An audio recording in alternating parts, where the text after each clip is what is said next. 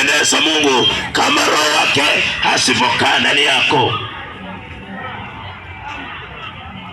Kwa hiyo Paulo akawa anawaambia Warumi kwamba kama mtaifuata miili yenu, kama mtafuata matakwa ya miili yenu, hamwezi mkampendeza Mungu, wala uwepo wa Bwana hautakuwa juu yenu.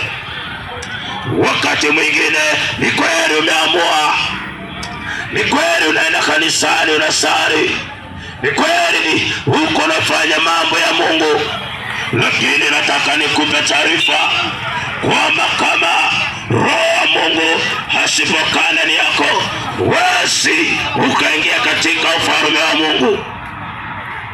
Huwezi ukapenya katika ule mlango mwembamba uliousikia.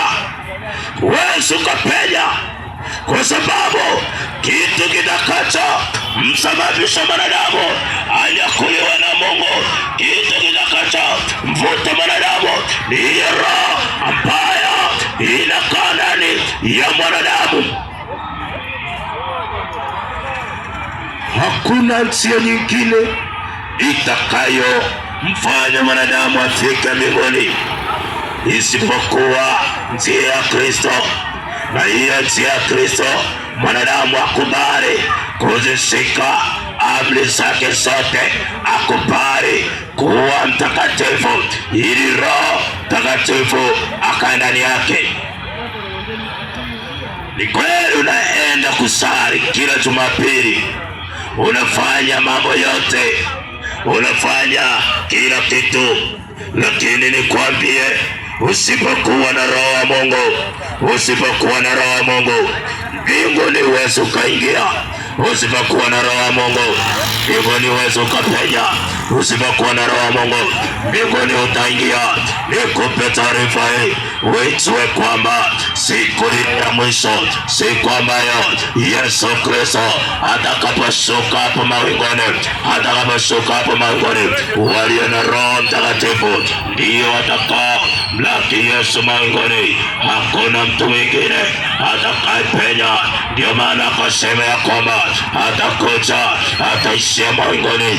Atakapoishia mawinguni, wale walio na Roho, wale walio na Roho Mtakatifu, wale walio na ushirika na Roho Mtakatifu ndio watakapenya, ndio watakapa. Kama una nguvu ya Roho Mtakatifu, kama una nguvu ya Roho Mtakatifu, nikwambie kwamba huwezi ukapenya katika hiyo njia. Huwezi ukapenya. Sioni ya leo nimelileta hilo neno liyabadilishe maisha yako. Nimelileta hilo neno libadilishe maisha yako. Nimelileta hilo neno nikukumbushe bado kuwa na dini haitoshi. Kwenda kanisani haitoshi. Kwenda kanisani haitoshi. Ila lazima uwe na uhakika wa kwenda mbinguni. Uwe na uhakika wa kwenda kwa Baba. Uwe na uhakika wa kwenda kwa Baba. Usipoteze muda wako. Usipoteze muda wako. Usipoteze nafasi. Kubali Yesu anayeweza. Kubali Yesu mwenye nguvu za kufanya ukapaa kwenda mbinguni. Ukishamkubali Bwana Yesu, iko Roho inashuka juu yako. Hiyo Roho hiyo itakayo kupa kibali. Hiyo Roho hiyo itakayo kupa nafasi ya kuingia mbinguni, kama uweze kuishi maisha matakatifu ya kumpendeza Yesu. Halafu pia uwe na Roho Mtakatifu. Paulo akawaambia Warumi, ni kweli mnazo dini zenu, ni kweli mnayo mambo yenu mlio nayo, mna uhakika wa dini zenu, lakini hamna uhakika wa kukaa mahali patakatifu. Watakaokaa hapo ni walio na Roho. Hao ndio watakaovutwa kama sumaku. Nataka nikwambie, siku za mwisho zimekaribia. Kimbia mahali ulipo. Kimbilia Yesu mwenye kutosha, mwenye nguvu ya kukuvuta. dini yako haitakupeleka mbinguni. Ndio maana nilipokuja hapa sijazileta habari za dini, nimelileta neno la uzima. Nimelileta neno la uzima ili kwamba asiwepo mtu atakayejitetea ya kwamba nilikuwa na dini yangu, ya kwamba nilikuwa na sari, lakini sikujua neno hili, ya kwamba kumbe kuna roho ambaye anatakiwa akae ndani yangu. Leo uisikie habari hii ya kwamba kuenda kanisani haitoshi, lakini inayotosha ni kuwa na uhakika wa kwenda mbinguni, kuwa na uhakika wa kwenda mbinguni mpaka uwe na Roho Mtakatifu, mpaka uwe na Roho Mtakatifu, mpaka uwe na Roho Mtakatifu. Haya maneno ninayokuambia, haya maneno ninayokuambia, wewe kuna wakati umewahi kusikia, lakini haya maneno yanazungumzwa na watu wachache sana. Nikwambie ukweli, kuja kanisani haitatosha kukufanya wewe uingie mbinguni. Kuja kanisani haitatosha kukufanya ukaingia mbinguni. Kitu kitakachomvuta mwanadamu ili aweze kupenya katika hili anga ni kuwa na Roho Mtakatifu. Hakuna msaada mwingine utakaomfanya mwanadamu apenye katika hili anga kuingia mbinguni. Hakuna.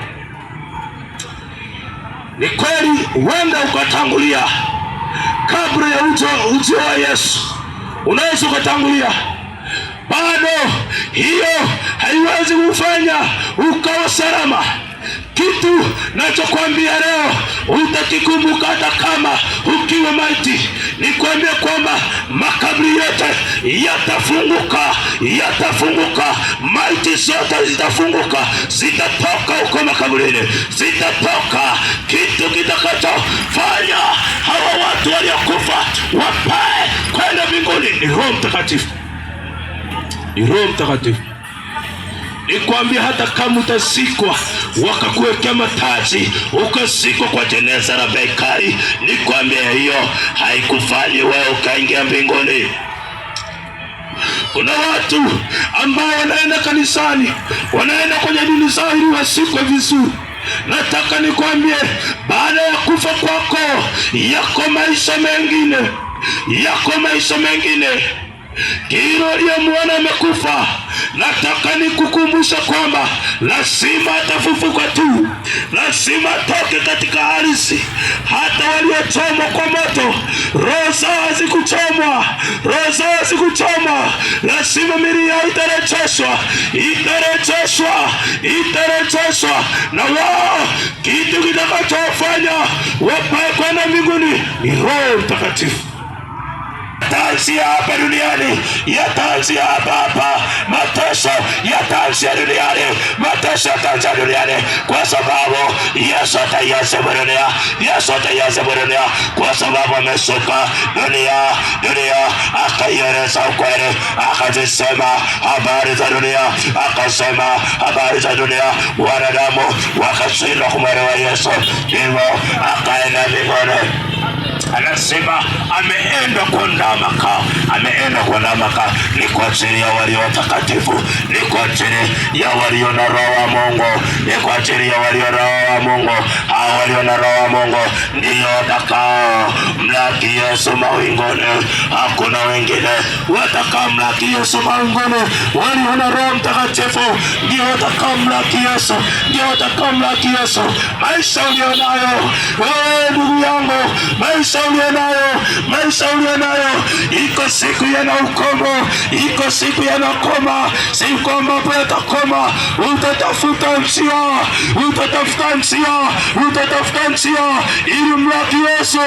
Utatamani, maana utamuona angani, utaona watu wako angani, utaona ndugu zako wamenyakuliwa, utaona uliokuwa nao marafiki zako wamenyakuliwa, lakini umebaki. Utawaona uliokuwa ukisali nao, wengine wamenyakuliwa, lakini umebaki kwa sababu tu ya kiburi, kwa sababu tu ya shauri, kwa sababu tu ya hiyo ulionayo uking'ang'ania hayo maisha yako yanasa, uking'ang'ania, nataka nikwambie Yesu atakaporudi atakuwa hapo mawinguni, na kila jicho litamwona,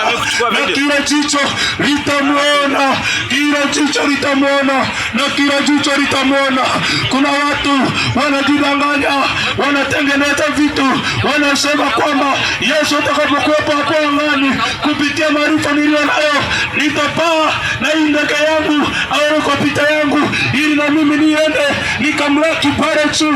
Nikwambia kwamba hizo teknolojia zote takuwa zimefungwa. Hizo teknolojia siku hiyo zitakaa kimya. Kuanzia siku hiyo nataka nikwambie kwamba mwanadamu tena hatapaa angani, hatapaa. Hizo teknolojia zao zitakuwa mwisho. Hakutakuwepo na teknolojia nyingine, zitakuwa ukomo, na ndipo Mwana wa Mungu atashusha ghadhabu ulimwenguni. Dunia uliyoikalia, hiyo dunia itateketezwa. Nasema dunia itaadhibiwa na Mungu. Dunia lazima itaadhibiwa na Mungu. Hizo teknolojia mlizo nazo, hayo mawazo yanayo, unadhani kwamba yatakupeleka mbinguni? Nikwambie kwamba wakati wa Bwana zitakoma. Maisha yako ya furaha unayoona yatakoma. Hakutakuwepo na hizo teknolojia. Watu hapa watakaotengeneza ndege zao wanasema kwamba maisha niliyo nayo ni mazuri na maarifa na ufahamu. Hata Yesu akirudi, wengine watashindwa kupaa, maana wapo watakaojaribu kuruka kwenda hewani, lakini bado watarudishwa chini. Wapokea adhabu, watarudishwa chini.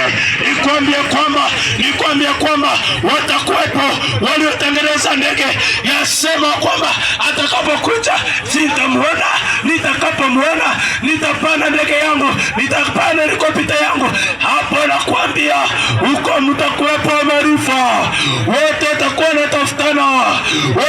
wanatafutana. Nimekwambia kwamba kutatokea na ajali nyingi siku hiyo, kutakuwepo na taabu. Mwanadamu, dunia inapokea adhabu. Toka katika dunia, badilisha maisha yako, mfuate Yesu. Ukienda kwa Yesu, ayabadilisha maisha yako, ujaze na Roho huyo ambaye hata kusaidia kwenda mbinguni.